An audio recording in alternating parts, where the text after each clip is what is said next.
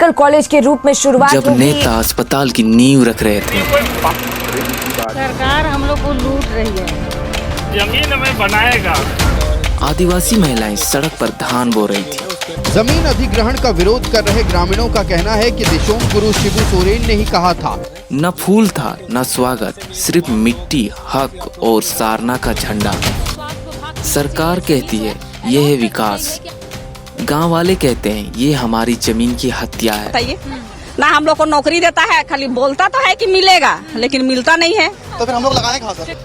अब जो जगह बचा हुआ था हम लोग पहले भी दे चुके हैं जमीन, और जो जगह बचा हुआ था उसमें हम लोग लगाने के लिए गए हैं, उसमें भी हम लोग मना कर दिया जा रहा है। तो हम लोग आखिर जाए तो जाए कहाँ? लेकिन देखिए ना, आदिवासियों को किस तरीके से अपना जंगल जमीन से खदेड़ा जा रहा है प्रशासन के द्वारा। आज हम अपना ये पे उतरते हैं, खेत पे उतरते हैं, तो प्रशासन आ जाती है हमें रोकने के लिए। प्रशासन कौन होता? ये वही जमीन है जहाँ लोग पीढ़ियों से हल चलाते आए हैं, और अब उसी जमीन पे बनने जा रहा है रिम्स 2। पर सवाल ये है, क्या अस्पताल की ईंट किसी के आंसू और भरोसे को कुचल कर रखी जाएगी? क्यों सरकार को हमेशा उपजाऊ जमीन ही पसंद आती है? क्यों हर बार आदिवासियों को ही उजाड़ा जाता है? और क्या इस बार भी मुआवजे और नौकरी का झूठा सपना दिखाकर सब कुछ छीन लिया जाएगा? या फिर रांची की मिट्टी से उठेगा एक और विरोध? ये कहानी है खेत, खून और फसलों की।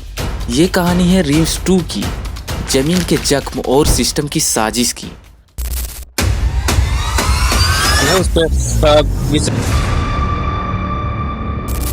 रांची के इस जमीन पर कभी धान बोया जाता था, आज सारना का झंडा बोया गया सरकार के खिलाफ। Law college, ring road, agriculture university. Sir आप लोग उधर दिखाइए, देखिए लॉ कॉलेज बना है, 1 रुपया किसी को मुआवजा नहीं मिला है। क्या गारंटी सरकार बोलती है मुआवजा नहीं है? तो काके में ही क्यों विकास, और वो भी आदिवासी का कृषि भूमि के लूट के क्यों विकास? हर बार वादा हुआ मुआवजा मिलेगा, नौकरी भी, हर बार टूटा सिर्फ भरोसा। अब बारी है रिम्स 2 की। जैसे हम लोग काम तो कर सकते थे ना लॉ कॉलेज में, लेकिन ना अभी तक हम लोग को पैसा भी नहीं मिला है वहाँ का पैसा नहीं मिला अभी तक, ना नौकरी नहीं। तो हम लोग को बच्चा को हम लोग ऊंचा लेवल को पढ़ा नहीं पाते हैं, लेकिन हम लोग धान बेच के भी बच्चे को हम लोग पढ़ाते हैं। अगर सरकार ले लेती है तो हम लोग क्या खाएंगे, बच्चे को कैसे पढ़ा पाएंगे? पर इस बार गांव चुप नहीं है। ये सिर्फ एक विरोध नहीं था, ये एक पूजा थी धरती की रक्षा के लिए।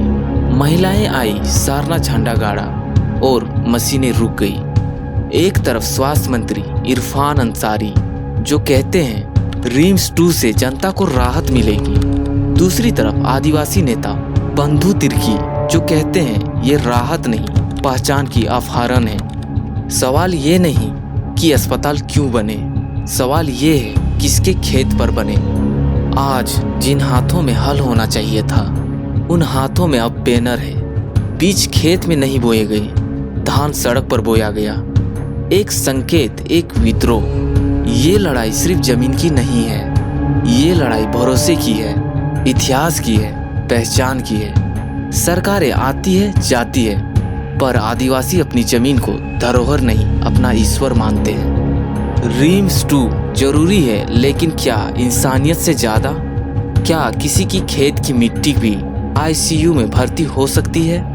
हम सब चाहते हैं विकास, लेकिन विकास अगर किसी की रोटी छीन कर आए तो वो इमारत नहीं, वो एक स्मारक बन जाती है, दर्द का, धोखे का और एक मरे हुए भरोसे का। ये कहानी रांची की है, पर सवाल पूरे भारत से है। क्या किसान तभी तक जरूरी होता है जब तक वो वोट देता है? आपकी क्या राय है, कमेंट में जरूर बताइए।